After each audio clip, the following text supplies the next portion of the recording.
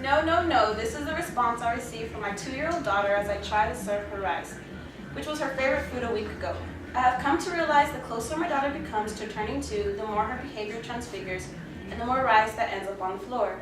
She is like a bomb waiting to go off at any moment regardless of any innocent bystanders. The terrible twos may be very misleading, but there is always a reason behind this behavior and proper ways to handle tantrums.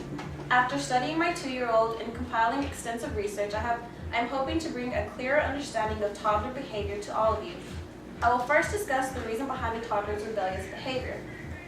You would think a toddler has reached their teenage years with how much rebellion goes on in this stage of life. The opposite of what they are told is generally the course of action for a toddler. 2-year-olds love to make their own choices. A 2-year-old feels if they do the opposite of what they are instructed to do, they have made their own choice. A toddler may ask for food and once it is made, they change their mind and no longer want it. A toddler disagreeing with themselves is normal.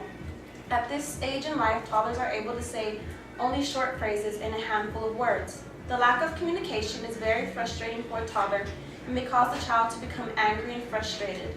The notorious word of no plays a key role in toddlers' vocabulary. A toddler comes to realize how much power the word no may contain. With this knowledge, she will use this to the best of her abilities. According to Sweet101.com, a toddler does this to test her newfound confidence and freedom. A toddler is sitting on the floor playing with her toys when all of a sudden one of the toys goes flying and she throws herself on the floor, only to start crying hysterically. You come to find out that she threw the toy out of anger after not being able to place the round peg into the square hole. The toddler's anger comes out of frustration of not being able to control which hole the peg goes into. As a parent, I know that there are moments when you just want to scream along with your toddler, but don't worry, there are proper ways to handle a toddler. It is essential that you focus on the issues and push aside your frustration and anger. Punishing your child in anger may only serve to intensify the situation. Many articles I have read recommend that a caregiver provide a child choices rather than demands. For example, when it is time for dinner, rather than instructing the child to sit down for dinner, give her a choice of what she would like to eat. This would encourage her to sit down and eat what she chose.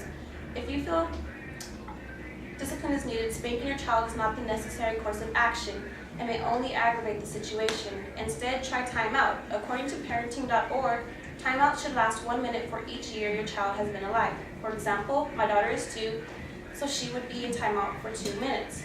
At times, some children may just need to be held. The feeling of being safe in their caregiver's arms may make the world of difference to them. In conclusion, the fierce independence a 2-year-old exhibits is part of the learning process, which will only lead to a wonderful new adventure as they grow older.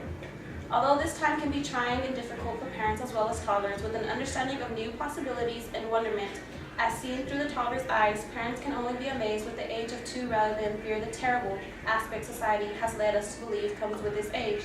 I hope the strategies I have shared with you today will help you with any issue that may come up regarding toddlerhood. Thank you.